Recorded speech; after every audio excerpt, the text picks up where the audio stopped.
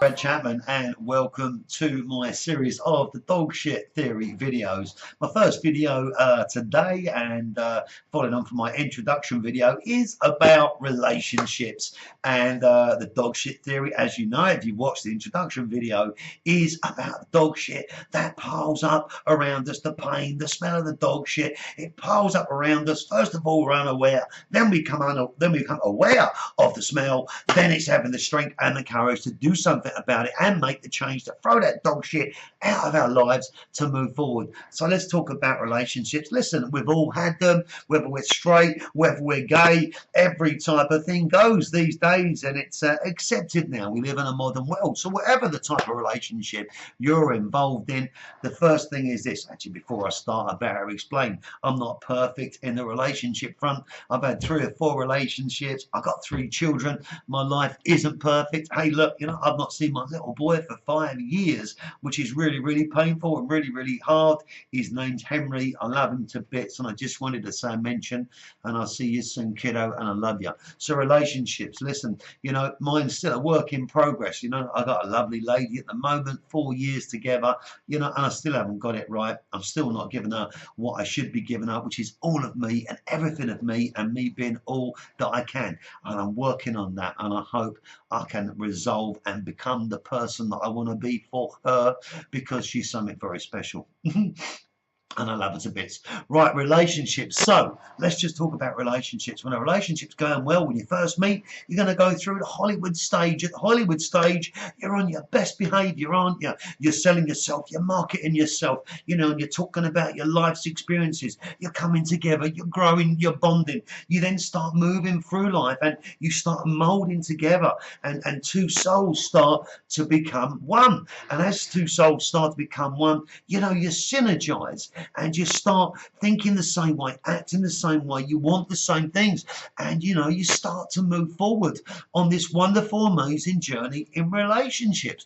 But with most relationships, things can happen along the way, and along the way, the dog shit can build up. There can be things that can happen that one person does to please the other person in a relationship, but they don't really like doing it. And after a prolonged period of time, there can be an anger, a resentment, and a pain starting to build up in the relationship, which eventually, if it's left unspoken about or untreated, it can turn into a very toxic situation. If it turns into a toxic situation and it's not dealt with, and I can understand this totally because I've been there, I've done it, I'm probably still doing it, but we're working on that to throw the dog shit out. But if you don't get to work on it, and you don't address it, and you don't come together and talk peacefully and find a resolve or a way to move your relationship forward and clear that dog shit out, what happens?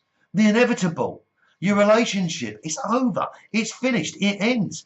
And when most a relationship end that have been involved in a toxic situation, yes, it takes 2 to dance, but it takes a strong person to say, I've messed up, I've fucked up, I've done something wrong, and I need to change it. A weaker person will run and hide. We've got to become this strong person. We've got to make a change, because if we don't, and it's toxic, and it goes from toxic to bad, the breakup period is just terrible. It's probably the worst thing imaginable for the families and the friends and your immediate social network. When a breakup happens, you don't talk to each other, there's anger, you start throwing thunderbolts of lightning and pain at each other, you start doing and saying things you wouldn't normally do or say. When you love someone, you're doing it out of anger, or you're doing it out of a reaction to someone's firebolts at you.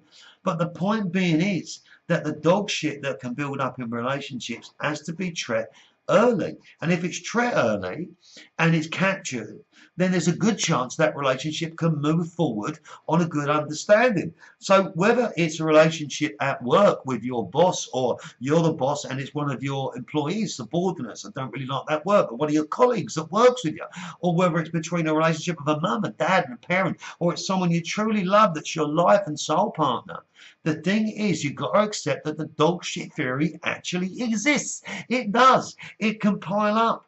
And the answer really is to talk about it openly, to try and find a change and resolve so that you move on together in your relationship. Some of us, or the 3/3, are will relationships survive? 1/3 of relationship, of course they're going to survive. And these people go through life, they become soulmates, They live and they die together, and they have the most glorious life, and they've got this amazing balance of loving each other, caring and supporting each other, and giving each other a kick up the arse when it's needed.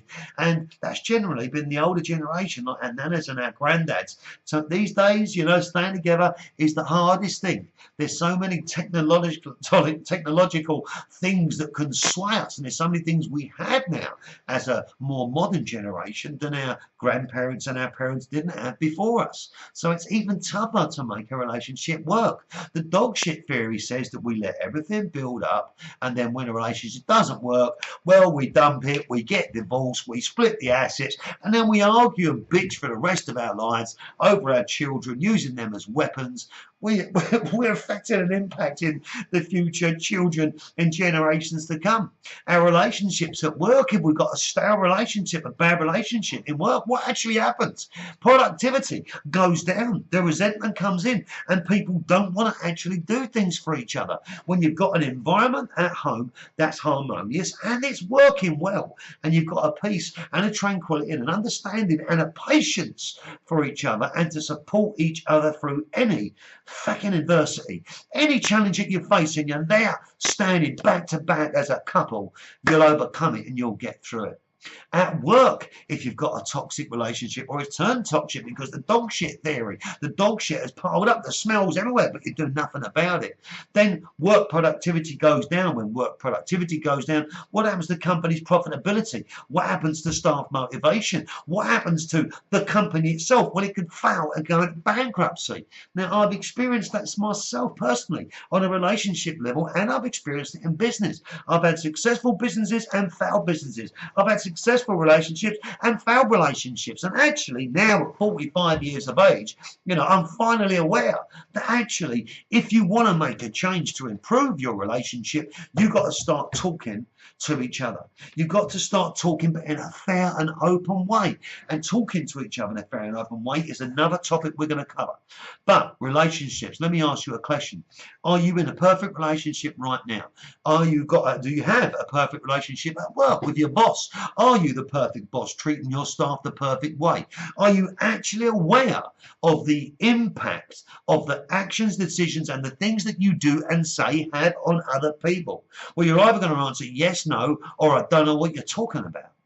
If there's a good chance, you know that sometimes you say the things that you shouldn't say, that should have been zipped up and held, when they could have been dressed in another way, which could have got a different outcome, and you know the difference, then why aren't you taking that difference? And I'm saying that to myself right now as I'm saying it to you, because by doing these videos, by talking about the dog shit theory, it's actually helping me as well, because I want to become a better person.